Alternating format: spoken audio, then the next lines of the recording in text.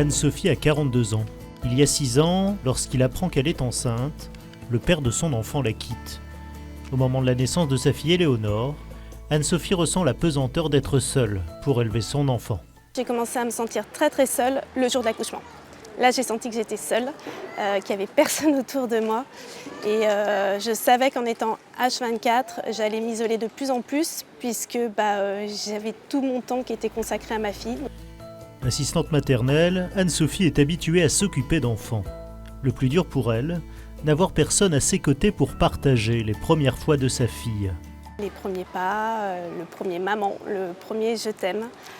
C'est beaucoup d'émotions et ces émotions, ces belles émotions, on a envie de les partager et je n'avais personne avec qui les partager. Quand on a des doutes, il n'y a personne pour nous rassurer en me disant oui, en fait, c'est bon, tu es une bonne maman, continue, tu assumes et tu assures. Et c'est là où on se sent vraiment seul. En étant maman solo, Anne-Sophie se rend compte qu'elle n'arrive plus à avoir de vie sociale. J'ai beaucoup d'amis qui sont en couple, moi je suis toute seule avec mon enfant, donc de toute façon je ne pouvais plus participer au dîner puisque j'étais avec ma fille. Et après on m'invite plus, ça fait mal.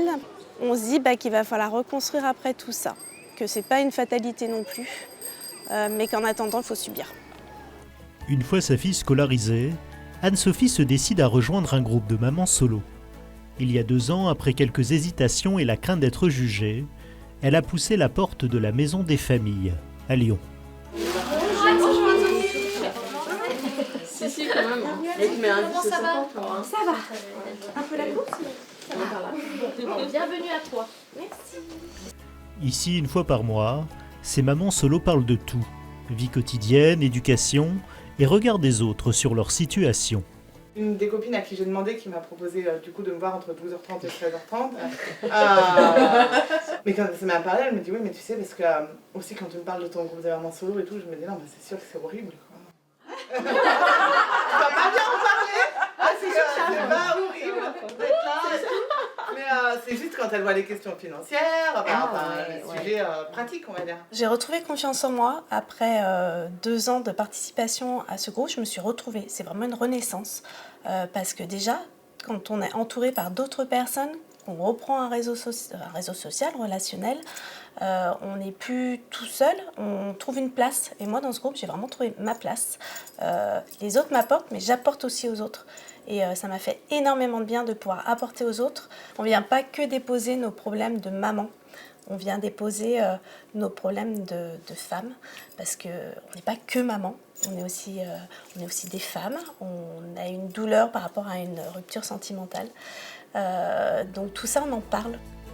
En dehors du groupe, ces mamans solo se soutiennent sur les réseaux sociaux. De son côté, Anne-Sophie a lancé un groupe d'activités ouvert à tous les parents solo et leurs enfants, une occasion supplémentaire de sortir de la solitude. Je crois que le vocabulaire est important.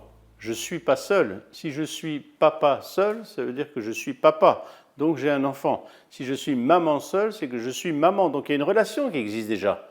Que je sois seul pour assumer ma mission parentale, c'est une chose. Mais je ne suis pas seul, et ça, il faut en tenir compte. Il faut faire attention au vocabulaire, parce que sinon on enferme les gens dans leur situation ou dans une situation qui serait pas dans les normes ou je sais pas quoi, ce qui ne veut rien dire. Je crois qu'il y a une grande solitude sociale qui est très difficile à vivre.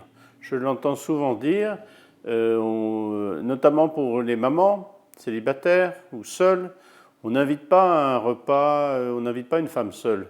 Des choses comme ça, c'est très difficile à vivre.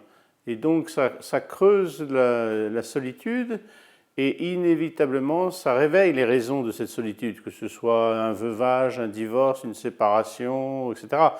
Donc tout cela est souvent difficile à vivre. Le paradoxe, c'est pour assumer cette solitude, il faut faire comme si elle n'existait pas. C'est-à-dire qu'il faut accepter la vérité de mon existence.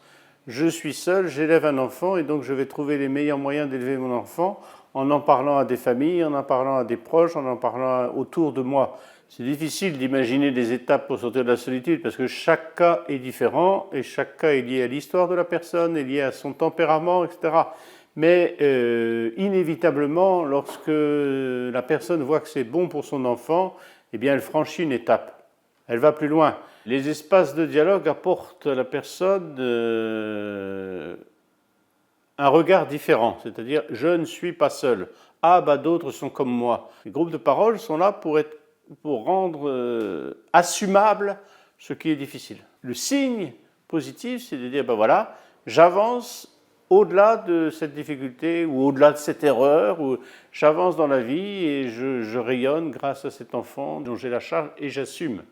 Si c'est pour tourner en rond en permanence, je suis seul, ça ne sert à rien, c'est mortifère. Or, on est appelé à avancer et à signifier la vie.